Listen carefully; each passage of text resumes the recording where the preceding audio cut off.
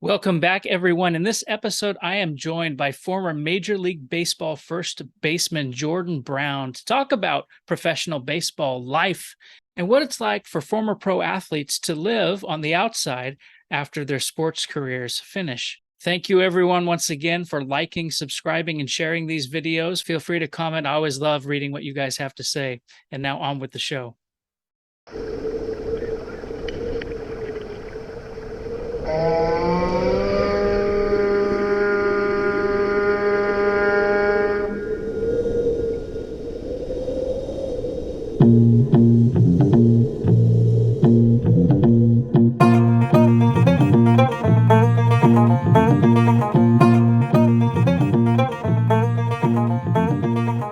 For me, coffee doesn't work anymore. Like it's, Kidding me. it's not even that I don't need it to feel normal.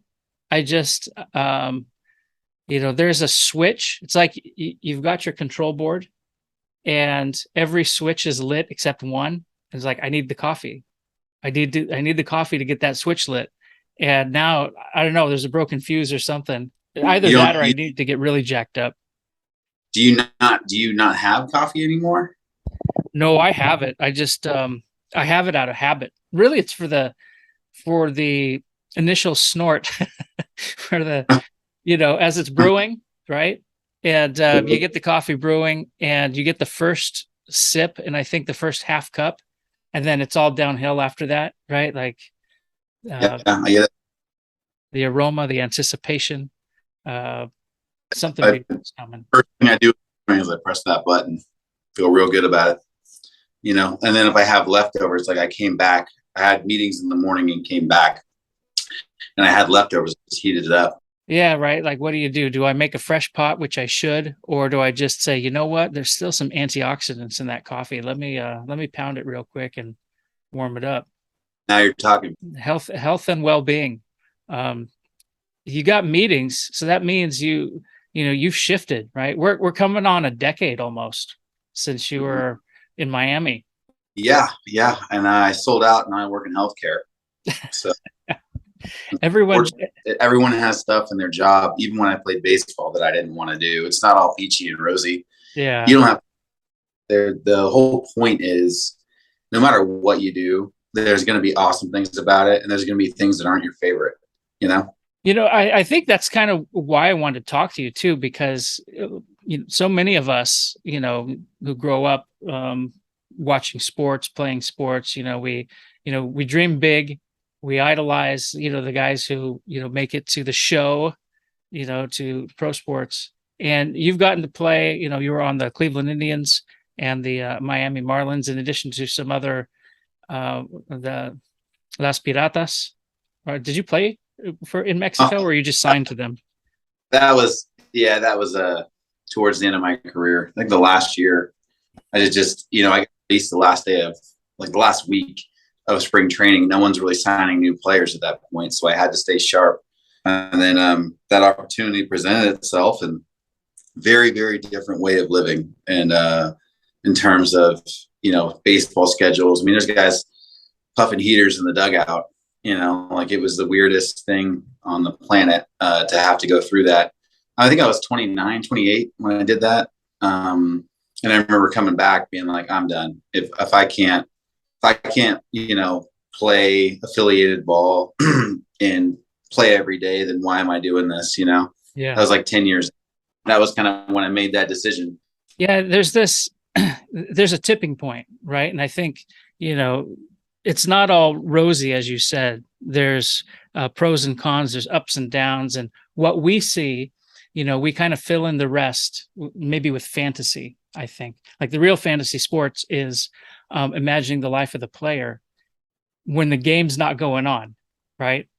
So let's look at your trajectory. What was it like to after high school? You finished playing ball in high school. How did you get your scholarship? Did you get offers for the major leagues out of high school, or did you have to choose between college and pros? Yeah, a lot of guys go straight to the pros. Yeah. So I had an agent out of high school, and I didn't think it was a strong possibility to go to straight to pro ball. I don't think I was good enough, and I definitely needed to go to college. Some guys don't.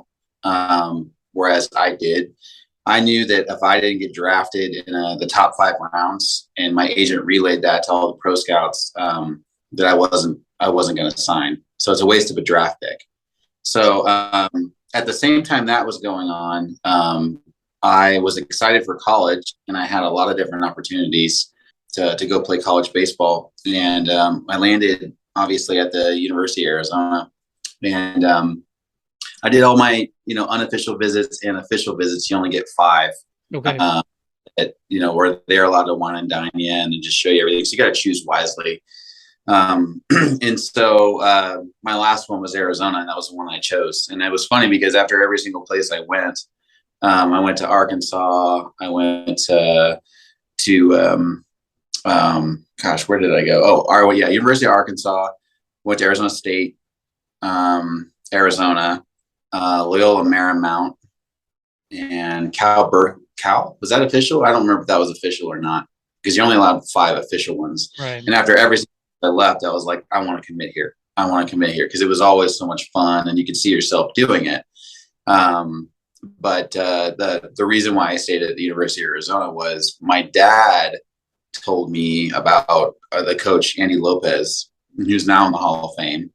He's only coach to ever take three different teams, college teams, to win a World Series, a college World Series. And I can totally see that now after being a part of his program. And I still talk to him, if I ever have a problem mentally, or if I have a problem, need some advice, obviously my parents are go-tos, as is my fiance currently, but Andy's definitely someone I still go to this day. And I'm 38, damn near 20 years after leaving his, and he was the one, I think, that really got me ready, holding myself accountable, working on weaknesses, but, just being a man, really. And that was, he had a lot to do with that, because I was kind of sheltered, like you only know what you know. Right. And you get out, it's like, wow, I am nowhere close, What do you think? Do you think you had an advantage then, like going through college as opposed to, say, going to the pros? I mean, we've seen in our time growing up, just how, like basketball, for instance, with Kobe and LeBron and people like this who they don't go through. Yeah, I mean, Michael Jordan could have been drafted out of high school, right? But he went to college, and there's this experience that you get that transitions between life as an 18-year-old and then life as a, even 21-year-old, right? Do you think you had an advantage that way, like in terms of maturing? Yeah, I did. I mean, there's two ways to answer this question. Let's just start at the first one, just from maturing, becoming like your own best self, right? Knowing your own truths and, being your best self is not easy, right? And learning that as a 18, 19, 20-year-old is hard because you're first of all, you're playing a game based on failure, right? Fail 7 out of 10 times and I'm a Hall of Famer. That means I'm hitting 300. I failed 7 times out of 10. Yeah. That's a failure. So if you don't have thick skin and you're not able to deal with that or cope with that, you're going to struggle because you're going to get out more times than you reach base. That's just the truth. Right. And I would oftentimes come across these young players that were high school draft picks, have all the natural ability in the world, but don't have it through the years. And it was almost comical to me because you could spot it from a mile away. They'd come into spring training, even guys that are super hyped. And it was like, this guy's never going to make it. And most of the time I'd be right, or the conversation I'd be having with my buddies. But the second way to answer that is yes. So I do think I had an advantage because I personally needed it. Some don't. I did. Right. I'm not God's gift to athleticism. You have to work at it, But what's interesting is I saw a stat and I read about this. I was probably say middle of my career. It said the percentage of college guys in pro baseball, right? College draft picks. The percentage of them that make it to the big leagues is way higher than the percentage of those high school draft picks that make it to the big leagues. But the percentage of high school draft picks that are all-stars at the major league level is way higher than the percentage of college guys that become major league all-stars. Mhm. So it's kind of risk versus reward. So I think that scouting directors, general managers, anyone controlling, those draft picks, because those coveted draft picks are important. They know that there's a big risk. Some of these signing bonuses, they're $8, $9, $10 million for a kid who, may have flopped from an SAT standpoint, couldn't even get into college or didn't even try, but just as God's gift to baseball, and sometimes it works and a lot of times it doesn't. Yeah. I like what you said about kind of knowing yourself, because if you know yourself to begin with, you know what's going to accelerate you, what's going to get you to the next level. And some people, they're like, they may be there, they may be ready. And, it's a good starting point for them. Well, were you in college 3 years? Did you leave after 3 years? Yeah, you're eligible for the major league draft after 3 years. And part of their comp plan is, well, if you're a high draft pick, I don't know what it looks like these days, but generally, when I was there, it was before the first 5 rounds. You could build in the final year of college into your major league contract. And Okay. so, yes, because it's not like, like one and done. You've heard that term. And Right. for college basketball, like for example, or for football, that's not it. The same does not apply to baseball. And I think that no matter what you do, right? If you from college basketball to the NBA is a huge jump. From college football to the NFL, it's a big jump. But think about baseball. What a jump that is, because you're going from metal to wood bats. So most of the time, and nowadays, people are getting more familiar with wood at earlier ages. My first time swinging a wood bat was my sophomore year, the summer of my sophomore year, or freshman year, I should say, of college. Like really swinging. In high school, I had a couple, but they're expensive, and if you break them, like you have to pay for it. And so my mom and dad, they didn't want to buy 20 bats because they didn't know how to use it. I had a long swing. You get jammed a lot. You break those bats. In metal, that doesn't happen. But in college, you're not paying for them, and certainly not in pro ball, you're not paying for them. I had a wood bat contract with Old Hickory. That was the maple bat that I chose. Yeah, I swung those. I love those. But yeah, big difference. That's beautiful. You just gave me an idea for a business. Like I think we take the Old Hickory bats and we take the, assuming they've been broken, right? So the broken bats of these players, you put a name on it, and then you put it in the smoker. And, if you've got brisket, like this is authentic Jordan Brown brisket, right? That would be. Like, these are real Jordan Brown broken ribs, we can take Old Hickory to the next level, and wow, we're gonna make. I don't know what happened with the tar on the bats. I don't know. That might be a bad idea in a smoker. That's true, right? Oh man, George Brett. Yeah, very good. George Brett, God, that's a cardinal sin rule. Now there's a line on some of these bats, so where you can't take the tar rag. You take the bat, you take the tar rag. Where you can't go, like, because visually, Yeah. But yeah, that's crazy. Yeah, times have changed. Yeah, old school, man. Well, so what was that transition like then, getting drafted into the pros? And who'd you get drafted into? What was the process like, kind of transitioning? I mean, you transitioned out of college, but you went back and got your degree, right? I was planning on it. Okay. You're still eligible though, right? Yeah, still eligible. Still eligible. And a lot of the jobs that I applied for, they would say they needed it. You had a 4-year degree. My transcripts were good for 3 years, but if I had explained in that initial interview as to why, they could see it on the resume. Kind of like, I'd love to say that the same rules apply. They don't. Like, you're doing something that 0.005% of the population has the ability to do, and it's not all God's gift to athleticism. So I think that allows and helped me get to positions that I probably should not have gotten. Let's be honest. I'll take it if it's there, right? Yeah. but no. So yes, I still have that should I ever want to use it. But to revert back to your question, you had asked what that transition was like and where I went. And I went to Cleveland. They're not the Indians anymore. They're now the Guardians. So that's different. But I was there, let's see here, 2005 and 2000, 2006 was my first full year. But that transition was like, you'd already get a taste for being independent because I had 3 years of college, but living on your own, paying for everything on your own, without a scholarship. And then the pressure as the reality sets in as to what you're doing, so like, it's very much a performance based job, essentially, because it's sport, but it's a job. You're playing a game, but it's a job. It's a business. It'll always be a business. It's very much a business. But I guess the weight of every day, because you play every day. I was a position player and I started every day. It was just insane to know, kind of like, I could have one bad week and that means I go 2 for 27, 28.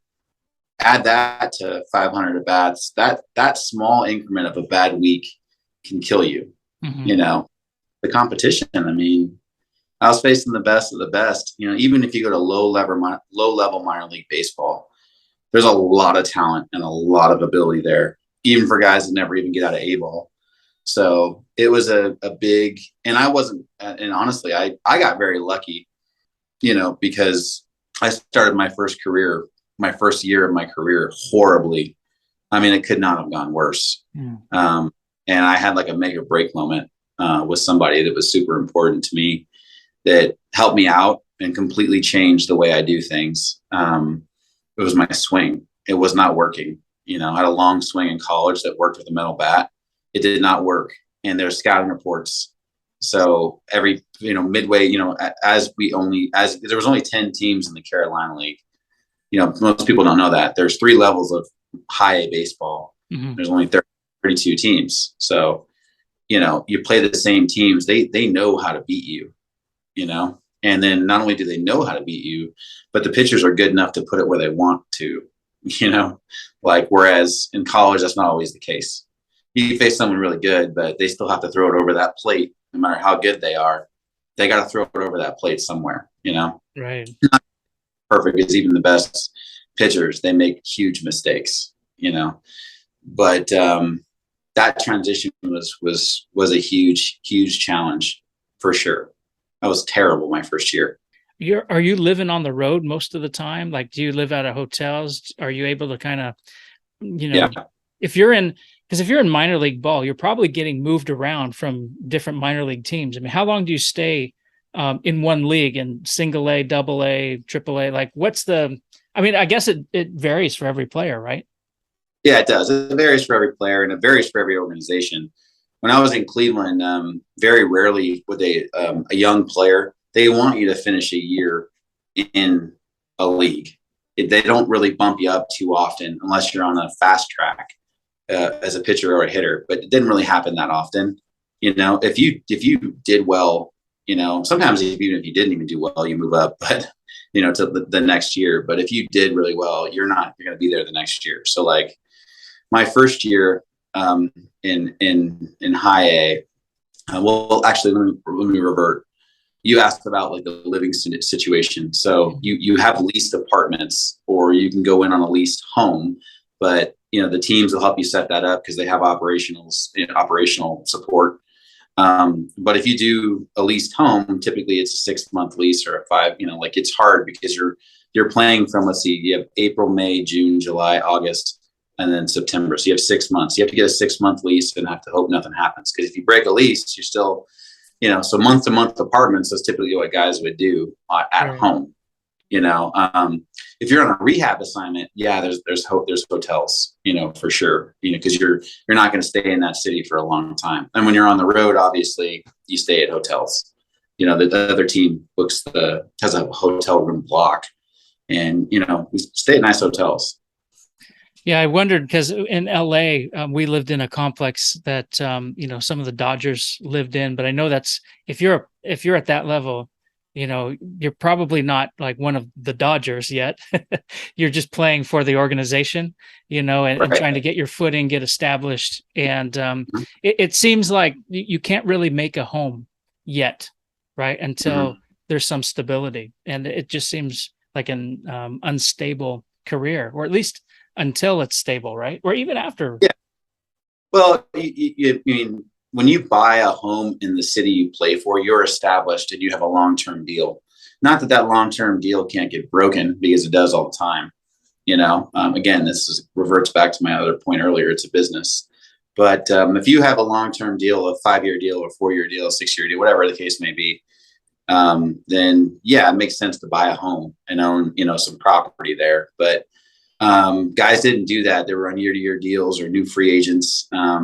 You know, um, some did that were really smart, because a lot of guys, they have hobbies and interests, and real estate was one of them. Hmm. So some of the guys knew what they were doing with real estate, so they would buy the home knowing that if they needed to sell it, they could, or if they needed to do a few things to flip it, then they could, in the off season, or hire a team to do it while they're playing.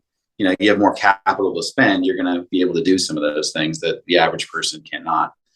Um, so it really just depends. But in the minor leagues, you obviously would not buy a home in a minor league city.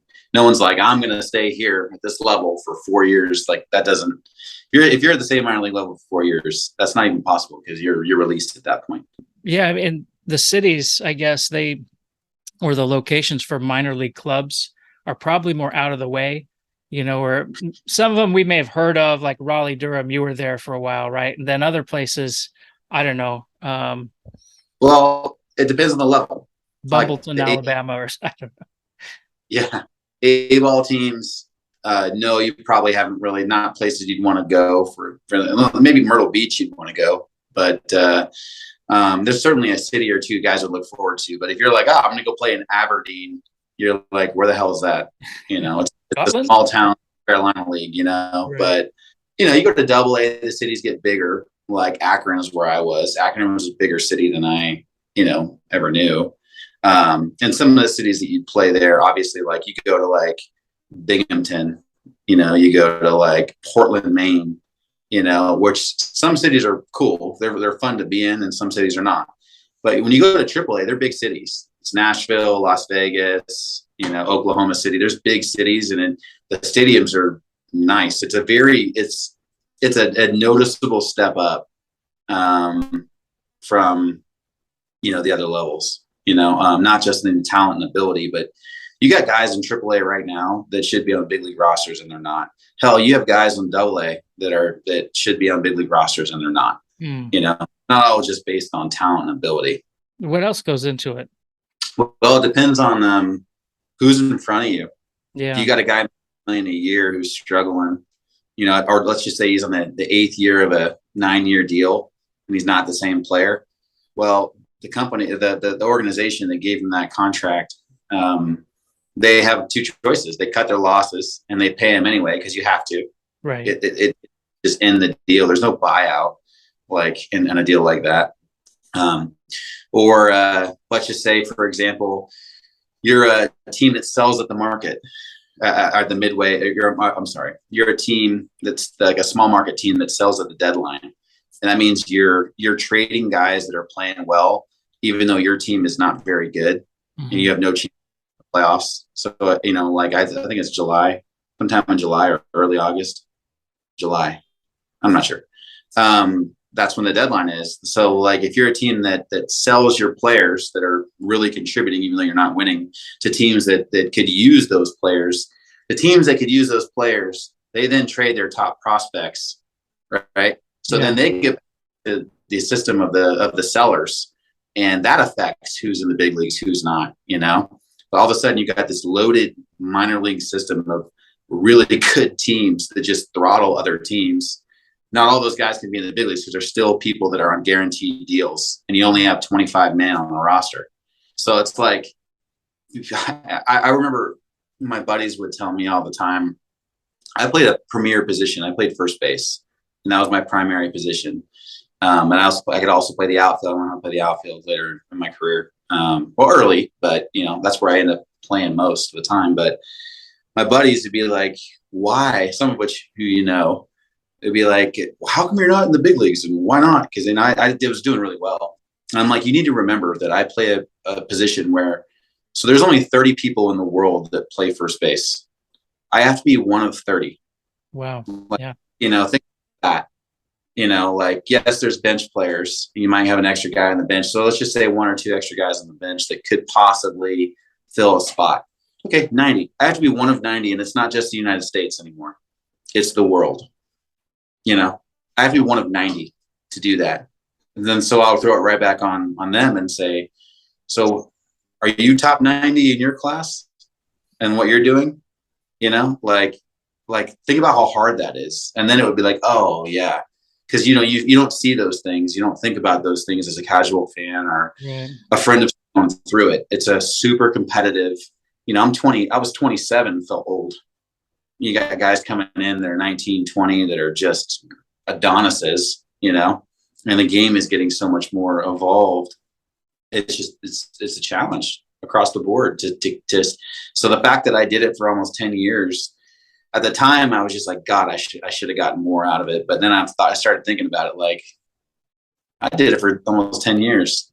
Think about how hard that is, Yeah, I think that's a good point because I think it's legit to say you could have excelled much more, but I think you lasted much longer than, most people, or you could have checked out earlier too. And you found a nice middle ground, I think, in your career. Yeah, of course, we always want to look at the extreme end and say, this is the ceiling of where I could have gone. But, like you could have just finished your degree and said, okay, I'm going to do 1 year of single A ball. I'm done with this, Carolina League business Well, I almost did. Yeah. I almost did. I was that bad. And I was like, oh my God, they wasted a high pick. I'm going to be like a bust. I was like hitting 220 with no homers through 2 months of the season, my first year. And I'll tell you what, man, I thank God I had time with my coach in college. He was good with like instilling like a sense of pride and like, like she used to always say, cheer up, it gets worse. Meaning like, you're going to have to you have to deal with the future and the current. And I used to think like, God, what a cynic, but man, was he right. But I had a really awesome hitting coordinator who later became my coach, was my hitting coach in the big leagues. But at the time, he was a hitting coordinator in the minor leagues. And if it wasn't for him, I would not have gotten out of that. I had one of the biggest 180s. I still can't believe.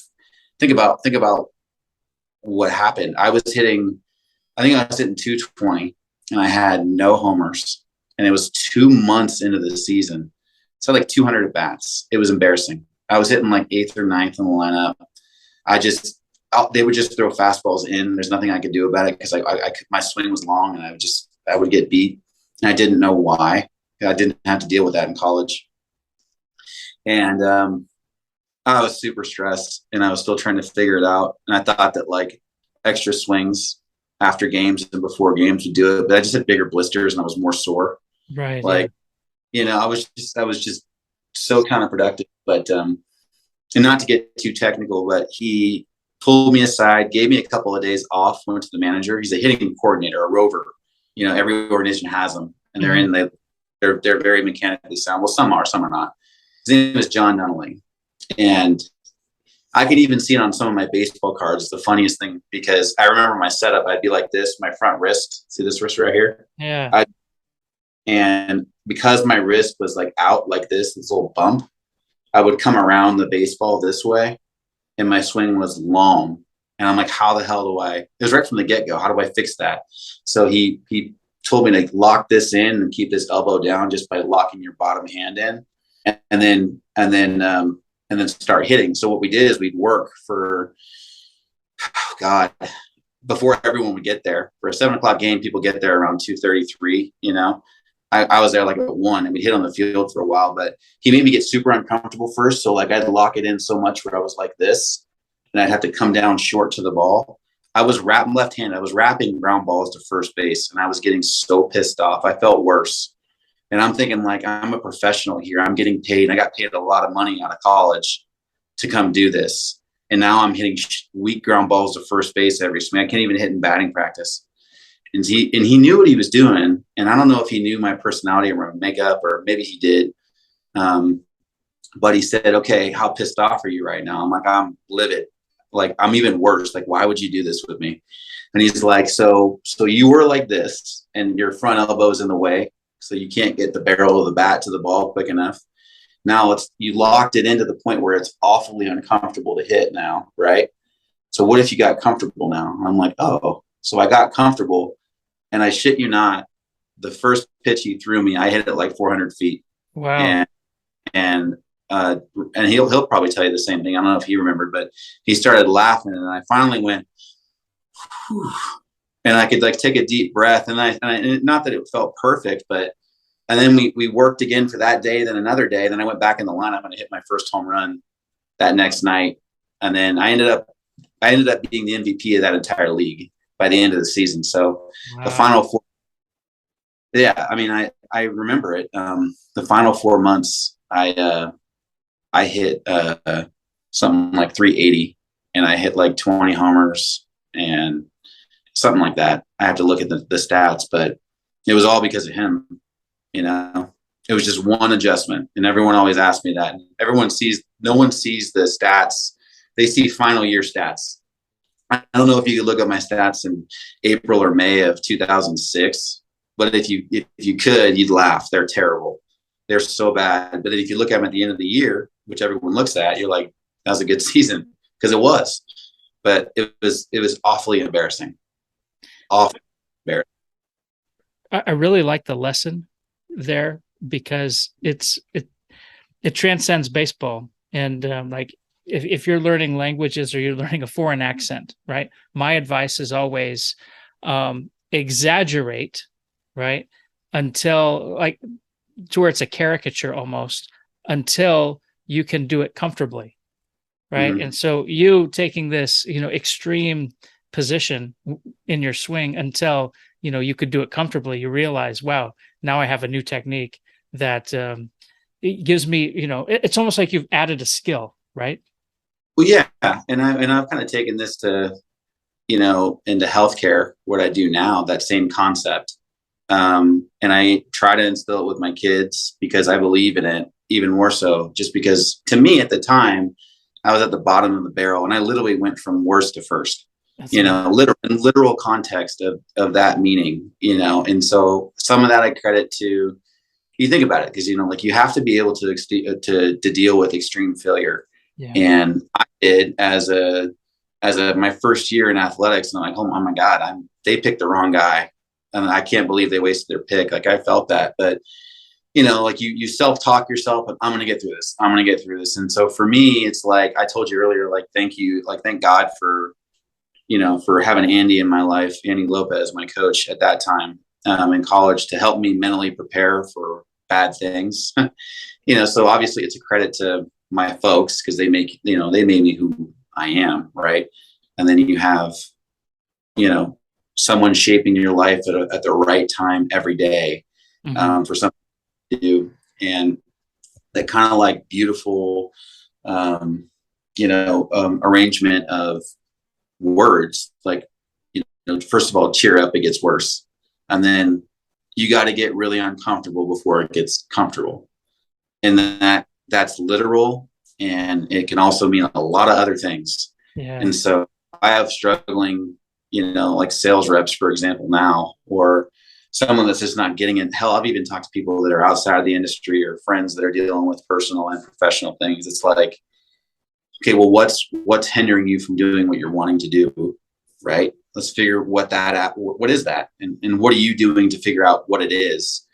And then once you've identified it, now what, right?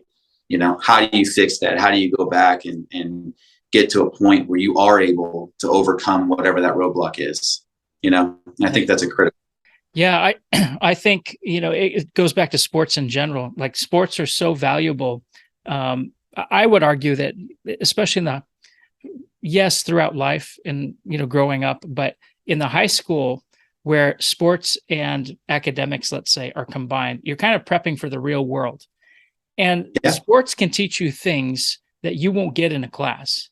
but they're going to Mhm. be just as much, if not more applicable once you leave and enter life. I mean, whether, like you said, it's maybe the conversations about family, maybe the conversations about the workplace, maybe it's about hobbies, friendships, whatever. Like all of these principles are built and experienced through this, theoretical setting of sports, right? And what are you doing? You're taking a stick. I mean, when you're in the majors, it's not a pipe, it's not a metal thing, it's a stick. It's part of a tree, and you're taking this part of a tree to hit this wound up thing of thread with leather sewn on two sides. And that, like that basic thing. You have this much of that wood. You need to hit it right there on the barrel, just that big. I'd say it's about 4 or 5 inches long. And if you miss it, it ain't going anywhere. You got to hit it right on the barrel or it ain't going anywhere. And you get, so like, yeah, if you put it in those terms, it's even more crazy, and obviously I understand the meaning and the term behind what you're trying to say. Yeah. Right. Like I love it. It's a beautiful way to kind of put, and if you have children, it's the same thing. I try to explain that to my son. It's like, he's 14 now. Wow. My 12. And I kind of think like, okay, I don't need you to be an all-star. I don't need you to be in the big leagues. I need you to try. And I need you to be a part of this, athletic culture because of all the good things that it breeds. Oh yeah. Like it's certainly not because I need you to be the best player and be all league. And that's not, you don't have to do that. You need to try. No matter what you do, you need to try. And if I know you're not trying, that's when I have a problem. But if you're trying and you go over 4, or if you're playing basketball and you don't hit a shot, but you're trying your ass off, you're boxing out, you're getting rebounds, you're blocking shots, you're on the ground driving for the balls, that's a win. Hell, in school, if you studied, and this is what I'm really trying this, and this is hard because it's easy to say it, it's hard to understand it as a kid. If you have help with a project, it's a group project, and you guys get an A, and you didn't really do all that much, but you get an A, on the group project, and you're pumped about that, well, think about that. How much did you really contribute, right, to what you did for that A?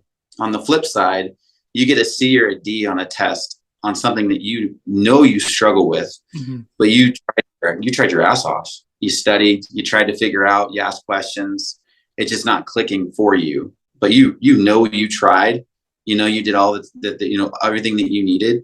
I think there's just as much pride in that. We get so caught up in results, and it really and truly, it's like, yeah, but what gets to those results, and that's why I think sports is so great, because there's a direct tie to that concept. I could literally face the best pitcher on the planet, and he could throw me 3 awesome curveballs, a splitter, and 2 fastballs at 98 miles an hour. And it's 3-2. And I laid off of tough curveballs. I didn't swing through them.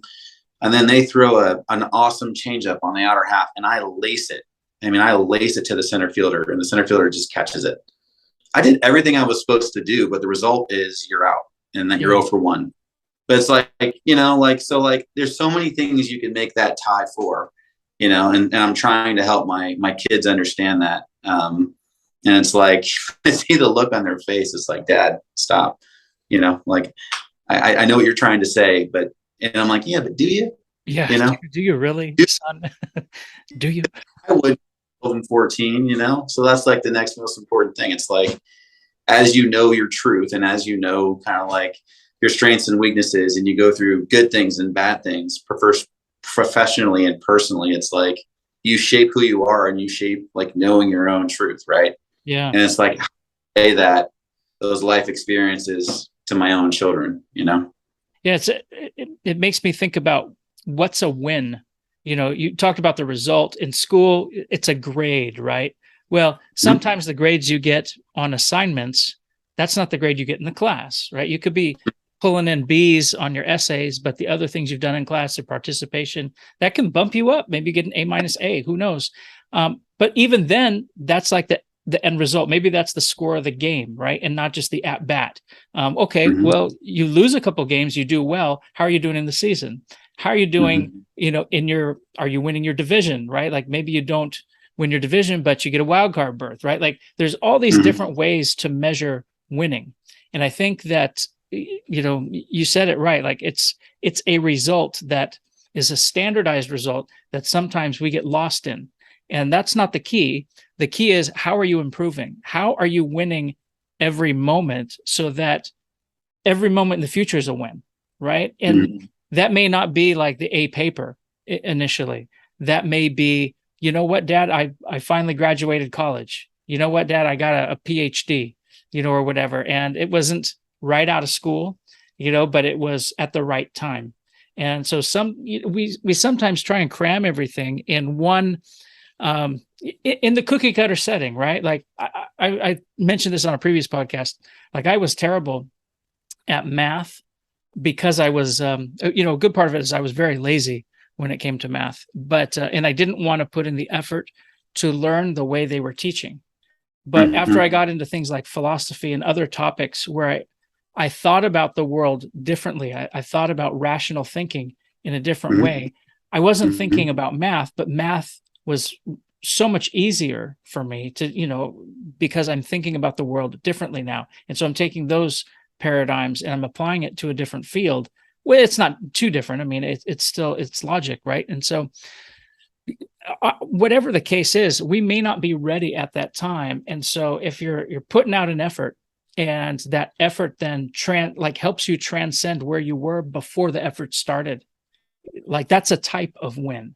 And I think that that's the beauty of sports, right? Is, you lose a game, but sometimes that loss is what makes you actually work harder, and once you start working hard, you're working harder in the off season. And then all of a sudden, guess what? Now I'm advancing, I'm improving, both personally and, within the context of the team. Yeah. You couldn't have said it any better. And you're right. I mean, you drew some really good parallels there, and it's nice because it crosses over, it transcends into what it is you currently do, and who you are and what you're trying to do and what's important to you, and I still, same thing, even in my current profession, I still have that need to keep going and keep going and keep going and go as far as I can go, what I define success as, right? Because there's different definitions across the board, with your own colleagues, but it's interesting because, and I really am happy that I had an athletic background to help shape that. And I'm glad that I had a couple of really tough lessons, because it does lead me into finally getting a good picture as to what that looks like for me, Yeah, absolutely. That's just another, whole topic in and of itself. The idea of, the human person, the self, the individual in the sport, and the team aspect of the sport. And, sort of like you're a member of a body, quite literally, right? Yeah. And what member is that? You could be the hand, the heart, the toe, the brain, the mustache, who knows, right? But the mustache of the body. I don't know how many people to do that. That'd be impressive. I know some guys who curl it up. Some guys from the Middle East. They Raleigh finger style, right? Funny story. I hired Raleigh fingers. I had Ferguson Jenkins. I had these Hall of Famers. I did an off-season charity camp. I ran charity camps in Tucson. I even did one in Vacaville. But I did most of them in Tucson in the off season, and I'd raise whatever money I raised. The MLBPA, the Players Association, would match that donation. And one year, making it really big, it was my last year, and I had some help from other guys. It was a big one. And we had all this money coming in from sponsors, and we booked Raleigh Fingers and Ferguson Jenkins, both members of the 3,000 Strikeout Club, to come in and help at the camp, and they did. We put them up at the casino. I won't tell you what we had to pay them, but it really wasn't that bad, and they couldn't have been easier to work with. Like, how cool is that? That's amazing. Yeah, I'm at one of my camps. How cool is that? You've been able to do things that a lot of people haven't, and it starts in getting your call. When did you get that call to the big leagues? Oh, when did I get that call? That would be I'll never forget. It was such a crazy time for me. It was after my my second year in AAA, my first year, it was just a decent year. It was my first decent year I had as a pro. It wasn't great. I was just middle of the road. I think I hit like 280, like 10 homers. It wasn't great, you know. My first 2 years were outstanding. And then I got left off the roster that year, and it pissed me off. It pissed me off, the 40-man roster. Because after 3 years, your first 3 years, that's when they determine whether you're on the 40-man roster. There's only 25 that dress. The other 15 are either on the injured list or they're playing in double or triple A, and they're ready at any time. They could call you up, call you down, you know? Mm-hmm. So if you're not on the roster, you have to make a completely different roster move and take someone off of that, purchase that contract, which is a lot harder to do. Teams don't like doing that. So anyway, so I came back that next year, and I lit it up. I was pissed. I played with like a vengeance. And I set a franchise record that year for batting average. And in Columbus, I was in Columbus, and it was the best year I've ever had. I mean, the ball looked like a beach ball. I mean, I was in a good spot. And I didn't get called up to the big leagues in September, and I didn't understand why, because I wasn't on the roster. That was really the answer. And then that offseason, they added me to the roster. Okay, so that would be 2009. And then because I was, 2006 was my first year. So the spring training in 2009, I think everyone gave me a legit beat writers, own organization. I knew I had a chance to make the team out of spring training. And I started off really, really good. I was hitting like fifth on the lineup on a major league roster in spring training. I remember thinking like, I can't believe I'm doing it, but I felt like I belonged. I did not feel out of my league by any stretch of the mind. I was super confident, and you have to be. And before the games, we'd play these inter squad games where you're facing your own pitchers, major league pitchers. And I was like 5 for 8 in my first 2 games with 2 homers. Like, I remember thinking to myself, like, this is going to be a breeze.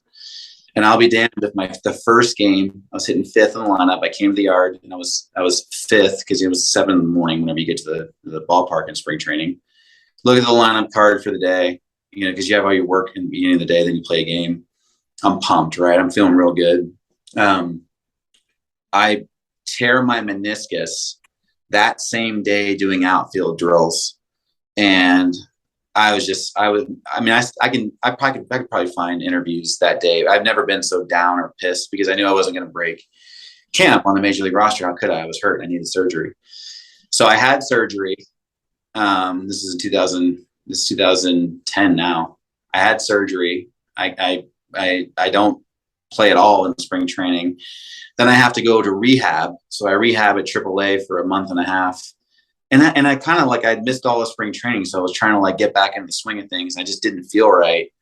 And I was not in the same mental headspace that I was going into spring training, coming off a year, like my career year, ready to go. And I got called up. I got called up after a month and a half of 2010 of rehab, getting the bats in and getting my knee ready and my body ready to play. So yeah, I went up in 2010 and I made my major league debut in Toronto. And then I went to Fenway. It was on a road trip. So I had to fly into Toronto. I had a red eye flight. And then I arrived at the ballpark and the game was already starting. So I went in the back. The team's already on the field. So I was just going to get my uniform on and then go sit on the bench. So I remember I came in at the 3rd inning at Rogers Stadium, against, and the team's like, oh, hey. And I'm like, hey, what's up, guys? But they're in the middle of a major league game. And I'm just thinking oh God, I'm tired. I'm jet lagged, but I'm jacked out of my mind and trying to take it all in. And it was the 3rd game of a 4-game series. And, luckily I didn't get in because Lord knows I would, but I started the next day, the final day of the road trip. And then we flew out to Boston. So my first real series was at Fenway. That's amazing, man. I love that part. Yeah. That's where I got my first hit off of John Lester, the double. Yeah, I remember all of that. I can remember that clear as day. I remember standing in left field, taking balls off the green monster, just to see how it would carry them off the wall. Cause it's really short. It's a short porch. Yeah. So I remember standing and looking up during batting practice and thinking like Ted Williams is on this field, like how cool that the nostalgia really sets in, that was my first like week in the big leagues. Yeah, that's what I was going to ask. Like all the different places you've been, you've gotten to be um, in these, what should we call them? These sacred grounds, maybe too much, but these hallowed grounds, right? Yeah. These places, that have so much history to them. And like it's sports history, it's baseball history, it's American history too. I mean, you've probably played ball where Babe Ruth played, where Hank Aaron played, It's a cool thing too. Even Hank Aaron, I remember the Disney complex. That's where the Braves play in Orlando. You pull in the wide world of Disney, and it's like, it's crazy, right? And then you make this hard left and it's the ESPN side, ESPN, Disney, it's one and the same. And we're playing the Braves. We're taking batting practice, and Hank Aaron just walking around. He's just walking around, Hank Aaron, just like, because he's hanging around. That's his thing. He still has like, he's since passed away, but I remember meeting him, shaking his hand and being like, Hank, this is so nice to meet you. He's like, oh yeah. Because a young guy, I was on the Indians, He's super nice. He couldn't have been more gracious. And I walked away. I'm like, God damn it. I did not get assigned baseball. All my other buddies I had played with, they're like, yeah, I got a Hank Aaron sign my name, sign a baseball for me. All you got to do is reach down and grab one, Yeah. I'm on it's not like I have to have something, that would have been something I wish I had still had, but I had the memory of meeting him and shaking his hand and be like, holy hell, that's Hank Aaron. I wonder about that too, because, growing up, whether it's the A's or Giants, you've been in these stadiums and then, all of a sudden you get to play in them, right? Like, what's that feeling like going from being a kid to being a pro? Well, I never played in Oakland. When I was in Cleveland, we never did that, but I did play in San Francisco when I was with the Marlins. And that was surreal. That was really cool. It was the same ballpark I would go to games all the time at. I mean, I remember watching Barry Bonds hit his 600 home run. I remember where I'd sit.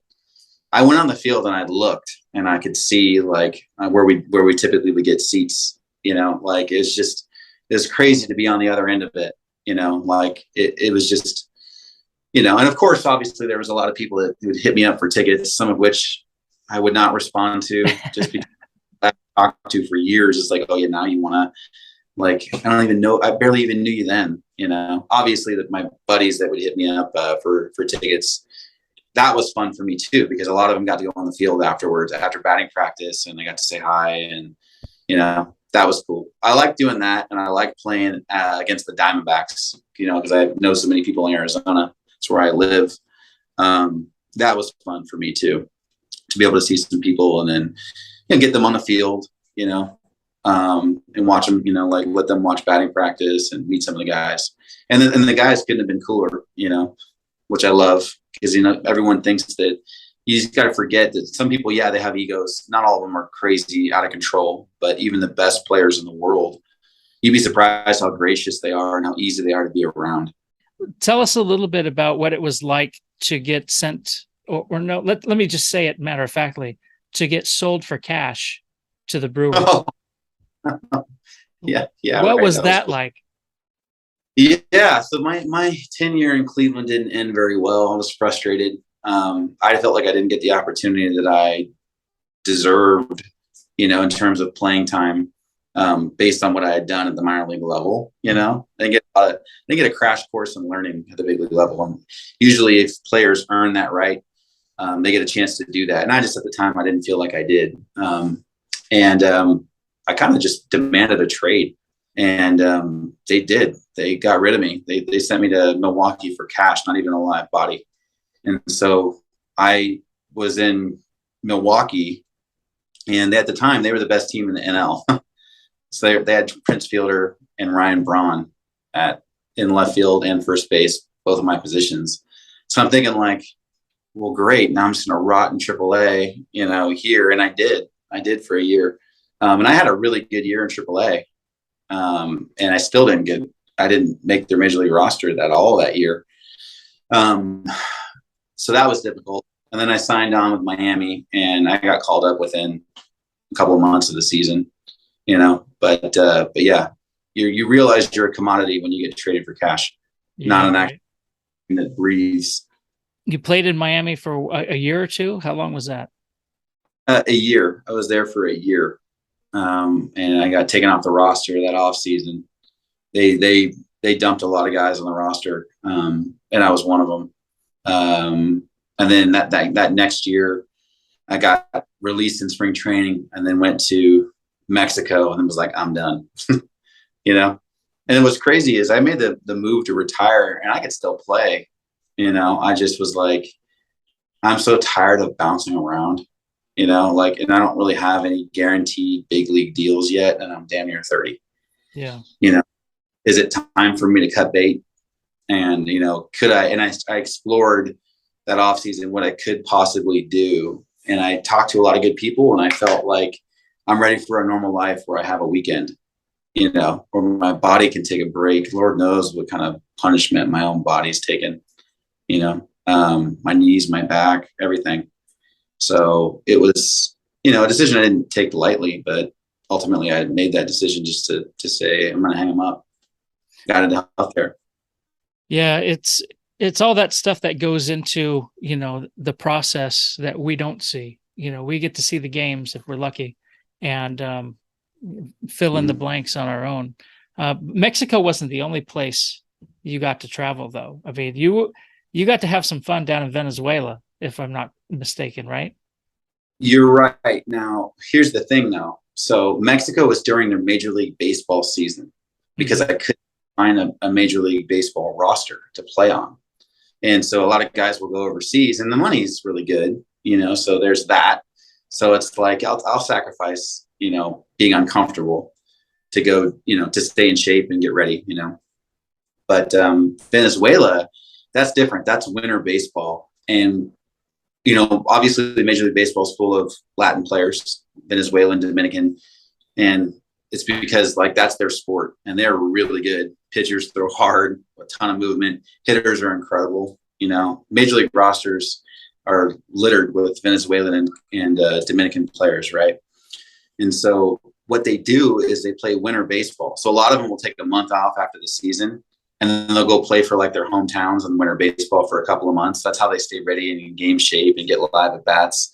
But they play with so much pride out there, and it's so important to Venezuelans because that is their Major League Baseball. That's the winter time is Venezuela's Major League Baseball. Mm-hmm. Organizations will send imports, Americans, other nationalities over there. I think 4 players are allowed. So a lot of times what these teams will do, they'll send over their top prospects, and you'll play in front of 30, 40,000 people for the first time against elite talent. And for my case, I had to learn the outfield because I was a first baseman. So I did it over there, and I got to play for the New York Yankees, essentially, of Venezuela. It was Caracas. Uh-huh. And, it's they have the biggest following. And if you don't know about Caracas, a lot of people don't. Why would you? If how would you know the inner work? It's like a concrete jungle. There's a ton of poverty, but there's a big downtown area, and it's almost like New York City. It's huge. It's there's obviously no middle class. It's rich or poor, but that's just how it is out there. And it's dangerous, for sure. But we had armored security everywhere we went. We had convoys to and from where the resort they put the players at. And I was only there for 6 weeks, but what a cool experience. I remember, and it's wood bat, obviously, duh. But I remember, I'd played. It was the first time I had played on the same field as all these all-stars and guys that were really good players, and I did really well. And I remember thinking that was the year after I forgot to leave. I left that out. That was the same year where I had the best season I've ever had in my life. It's one of those awards up there. Oh, nice. United States. But that winter, I played for Caracas, and I hit third on that team. And I played really well, and I loved it. I loved playing. Every night was so fun because the crowd, the hype was insane. I mean, it was insane. This packed houses, loud, especially like I remember I had a big hit. At home, and it was like a Tuesday or Wednesday night. Of course, it was packed, and it put us ahead in the eighth inning, and it was like deafening. Like you couldn't hear how loud it was. And I drove we won against it was against our rival. Keep in mind, this is November, December. I'm not used to playing that late into and the next day, that next week, I remember I had an off day. I was at a beach with some of the guys, because there's some nice beaches over there. People are coming up to me in the water, and like saying like my name, can I get a photo and stuff like that. And I remember thinking to myself, like, is this even real? Like I hadn't anything like that, but that's how crazy baseball is. Most people wouldn't know that unless you were there. Cause I certainly didn't. I didn't know what to expect other than there was like, big time baseball, but it was awesome. I loved my time over there, and it was so cool to just see a different way of doing things, even though, yes, there were some things that are to be desired, Yeah, absolutely. And I think you hint at the dividing line between like the professional job that you're doing. Like you're doing a job, you're a worker, it's results motivated, and there's all that, but you started because it was fun. When you're a kid, kids play sports because they're fun. And there's got to be like this interesting exchange for the pro athlete who has a job to do. The pro athlete is really, and the best of them do this very well, they're centered on the fans.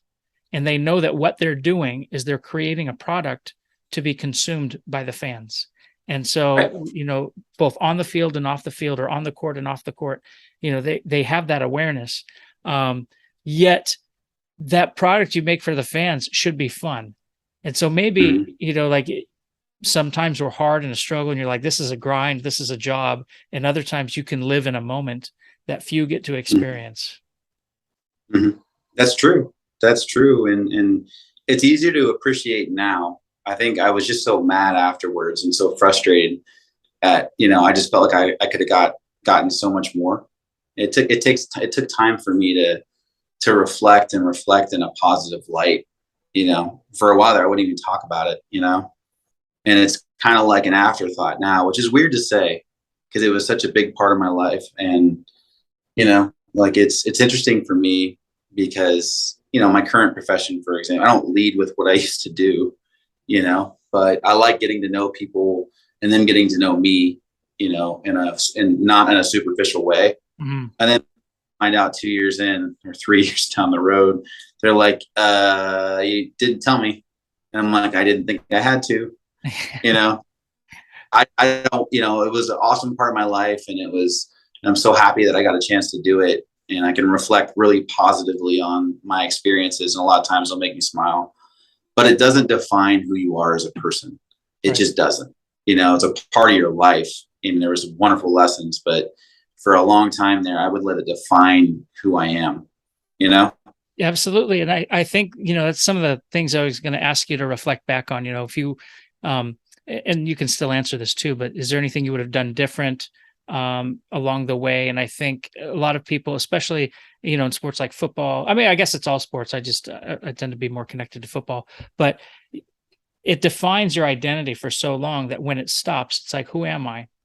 And, now listening to you almost a decade later, you're speaking of it as though it were a memory, and well, what do we do in life? We do things that build memories, and they maybe don't define our present, but they pushed our trajectory to where we are. Right. Sure. I love that. That's a good way of putting it. My dad would always say that, he's every once in a while, man, he'll come up with some nuggets where I'm just like, wow, you're right.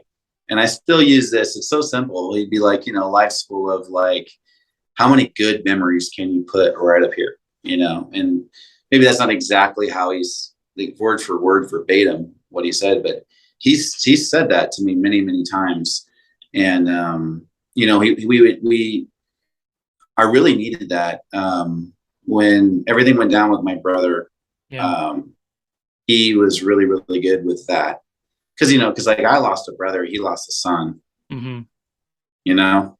Oh So yeah. like I'd ask him how he'd cope with it. And even when he was going, cause obviously he passed away and it took years and years of, rehab and, of him trying to get back just a normal part of him after the stroke. And I'd always ask my dad, well, not always is a strong word. I'd ask him a couple of times because it's almost like a hard thing to even broach, and he would say things like, well, I have a lot of good memories, so like I try to hang on to that, and it's kind of like on the heels of what you just said. It's the same.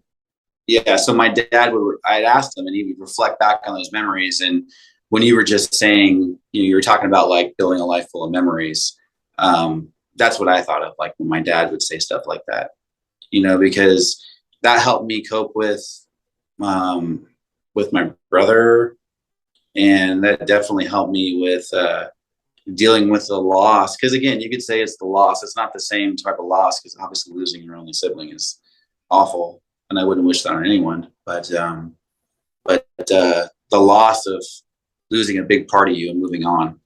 And, he would always get me to like, think about all the good things, don't just think about like, I should have done this, or I wish I would have gotten a different opportunity, and, for me, the only thing that I really wish I would have done differently, because, I do have lots of unbelievable memories that still will stick out. I wish I would have prepared more for what I was going to do after. So it wasn't such a big shock, Yeah. I wish I would have done that during the off season a little bit more. It's almost like I was scared to do it because it was like admitting defeat, like, what am I doing this for? I'm going to make a ton of money and I'm going to retire. No, that's not always how it works. I've got buddies that are doing that and good for them, for sure. It's like, that's impressive. You're in your 30s and you can do whatever you want. You don't have to work. But not me. Yeah. No, that's a good message, I think, especially, I don't know if there's anything more we could say to the young people coming up, but I think that it's a wise thing because it shows, that this is a phase of life, and it's you're you're making you're putting together life experiences, and those experiences are keeping you like you can survive on it because you're getting paid. Now, maybe that pay is not like what the all-stars get paid in, Sure. year in, year out, but you're able to take care of yourself while you're doing it. But then guess what? Like there's more to life. And that's just, maybe that's the lesson. There's more to life. Even when, you're involved in sports, or, a lot of kids, they like sports is their certain sports, maybe that's their thing and only that thing, but even then you have family, like you said. I mean, your example is a family example. Family is part of your life. Family is what defines you. But I was just saying, you're building life experiences, and those experiences, are forming your life, but your life isn't just whatever the focus at the time, sports, baseball, whatever it is, our hobbies, our professions. Like whether you're a kid who's like totally into your sport or not, you still have family, school, whatever. There's things that define your life beyond the sport, even if you don't see them and think about them. So that's why I think your brother is a great example. You have life beyond baseball already, and yes, X, Y, or Z, things we can always do more or less. Like my grandparents, I wish I could just had more conversation, but like how much more? I called it, toward the end of my grandpa's life, I, called him every day, and like phones had just started having front facing cameras. And so, we were able to Skype as I would drive home. Don't worry about whether that was legal or not, but, I was able to do those things. And okay, could I have gotten an extra hour in? Maybe, Mhm. but like, in the meantime, whatever you built towards that, that's the lesson. I think that in the midst of something beautiful and fantastic, like your life in the majors, your life just in baseball in general, whether it's little league through the big leagues, that whole process, you're more than that. And that's good advice to give anyone else, I think. Yeah, it's great advice. It's like it's so hard to take it as a kid, though. Think about it, Yeah. or as a even young athlete or a young professional in the world. It's like it's hard to take that. It just is, unless you've dealt with something, And everyone has their pain, their struggle, part of their truth, right? Like everyone has their own thing. Whether it's regrets or whether it's like, reshaping something into your mind. Like, I wish I would have done this differently. Well, are you going to feel that same way 10 years from now? Because there's lots of things that I feel differently about after 10 years of really chewing on it, And so I would love to be able to pass off some of that wisdom to a younger population. Right now, for me, that's my kids, Yeah. Or my friends' kids, or, maybe a younger employee, because again, it doesn't just have to stay with baseball, younger colleague, it doesn't have to be a subordinate or a supervisor. It doesn't matter who it is. I've come across awesome people, in my current position, my current organization, and then obviously in my baseball life, and then my college life, how awesome some of these people are, but it's kind of like, you ever heard that what would you tell your 20-year-old self? Yeah. And it's like, I guess, like for me, it'd be like, dude, you have no idea what's about to hit you. You have no clue, you have no clue what your next 20 years are going to be like, and I'm 38 now, so I guess 20 years from I'll be 40 in a year and a half. Like, I probably wouldn't believe some of the stuff that came my direction, both positive and negative. How could you? And it's like, I think that's a really good thing to tell someone that's young. It's like, it all goes back to cheer up. It gets worse. I love cheer it. up. It's like, because like you're focusing so much on your current situation. It might even be a spat with a boyfriend or a girlfriend, whoever you're talking to, cheer up. It gets worse. It's like, I don't know. I dig that. That's kind of like something I wish I truly understood what that meant at the time, but how could you? Yeah, I love that. I think that's it's a great metaphor. It's a great slogan. It's a great motto for baseball, but for more than that, for life, because our happiest times are probably, well, I don't want to say they're in the past. I think we probably measure happiness differently as we move forward. And so cheer up, it gets worse, meaning what you thought made you happy in the past, is not there. And just the process of mortality, of aging and growing old and dying, like it's a slow defeat, right? And so part of that is it's going to get worse, because nothing's going to be like when you were a kid. Nothing's going to be like when you were kind of hitting your prime. But that's not a reason to say, oh, I'm only hitting 3 out of 10. I'm only getting on base 3 times out of 10 at bats. That's 30%, 70% of the time I'm failing. That's the lesson of baseball. You're not failing because that's excellent. 3 out of 10 is fantastic. And all of that slow defeat, or the eventual demise we're all coming toward, is still reason to smile and be happy. And I think that's it, man. Yeah, you can call it a reason. Yeah, I mean, it's like, so my life now is very different than it was, during that time frame. It's like, I'm engaged to a perfect match for me, in my opinion. And I focus on this life with her, and then helping raise, my 2 children, who are just, there's so many wonderful things about them. It's like, it's a different, every day there's different wins and there's different things to focus on. As you work towards retirement, we're nowhere close, but you got to think about it. But it's like, like it's not the same, but it's in a lot of ways it's better, which is, I know it's hard for people to understand that don't live it, but it's like, I get to see what my kids are going to be like. I'm super happy in my personal life, like it's just, it's a cool, like, it's the unknown. What's going to happen next? Where are we going to go? What are we going to do? How are we planning for this, both financially, and then how are we doing it, from a standpoint of logistically, and what does that look like? And it's exciting. The things that make me happy now would have never made 20-year-old me happy. I get up, I have a cup of coffee, I get jacked out of my mind when it gets cold. I have dogs I like to walk and play around with. Like right now, it's like I know I have tennis matches and softball games to watch my kids go play later this week. Like I like house projects.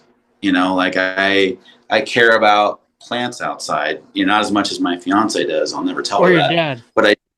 Or my dad. Geez, I know. But it's like, what a different life, and I don't consider myself old. I'm 38, but 20-year-old me would be like, you're old as shit.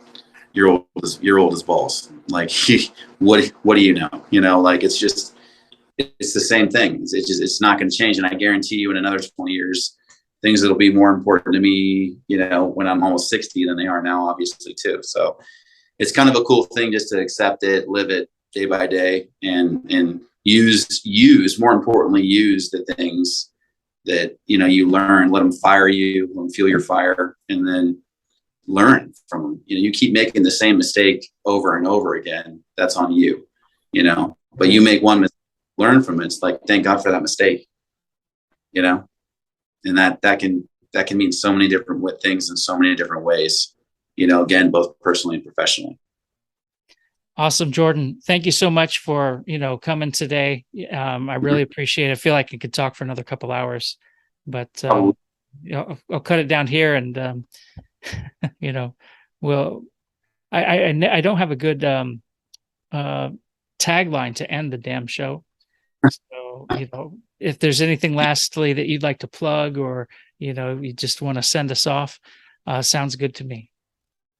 As my great friend Ron Burgundy would say from Anchorman, you stay classy, San Diego. All right, let's stay classy, everybody. Thank you so much. All right, man.